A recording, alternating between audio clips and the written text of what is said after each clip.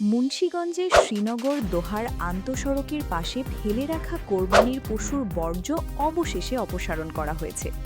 এর ফলে তীব্র দুর্গন্ধ আর দীর্ঘদিনের ভোগান্তি থেকে মুক্তি পেয়েছেন ওই সড়কে যাতায়াতকারী হাজারো সাধারণ মানুষ। মুন্সিগঞ্জ ১ আসনের সংসদ সদস্যের নির্দেশনায় এবং এক প্রবাসীর উদ্যোগে এই পরিচ্ছন্নতা কার্যক্রম সম্পন্ন হয়।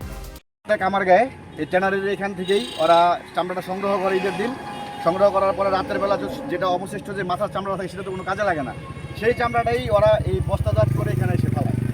ঠিক আছে, তো এই কারণে মানুষ লক্ষ লক্ষ মানুষের যাতায়াত এখানে, যদি পুরো দুর্গন্ধের কারণে মানুষ এখানে যাতায়াত করতে পারে না। আমি আমার বাচ্চা নিয়ে কালকে যেতেছিলাম, তখন দেখলাম যে এই পরিস্থিতি। তখন আমি নিজে ভাবলাম যে আমার নিজের একটা উদ্যোগ নেওয়া উচিত। তাই এমপি সাহেবের নির্দেশে আমি নিজে উদ্যোগ নিয়ে এটা করার চেষ্টা করতেছি। ইনশাল্লাহ সবাই দোয়া করবেন, আমাদের সাথে থাকবেন, যাতে আমরা ভবিষ্যতে আরও ভালো ভালো কাজ করতে পারি ইনশাল্লাহ। ঈদ উল আজহার পর থেকেই শ্রীনগর দোহার সড়কের বালাসুর বাগানবাড়ি এলাকায় রাস্তা পাশে পশুর বর্জ্য ফেলে রাখা হয়েছিল। এতে চারপাশের পরিবেশ দূষিত হওয়ার পাশাপাশি চরম দুর্ভোগে পড়েন পথচারী ও স্থানীয় বাসিন্দারা।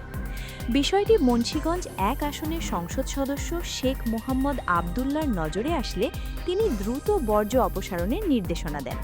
তার এই নির্দেশনায় সাড়া দিয়ে বালাসুর বৌবাজার এলাকার সৌদি প্রবাসী নাহিদ মৃধার নিজস্ব অর্থায়ন ও সার্বিক সহায়তায় বর্জ্য সরানোর উদ্যোগ নেওয়া হয়।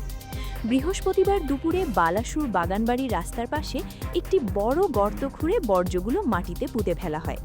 এ সময় স্থানীয় যুব সমাজ এবং এলাকার বিশিষ্ট ব্যক্তিবর্গ উপস্থিত থেকে কাজে সহযোগিতা করেন।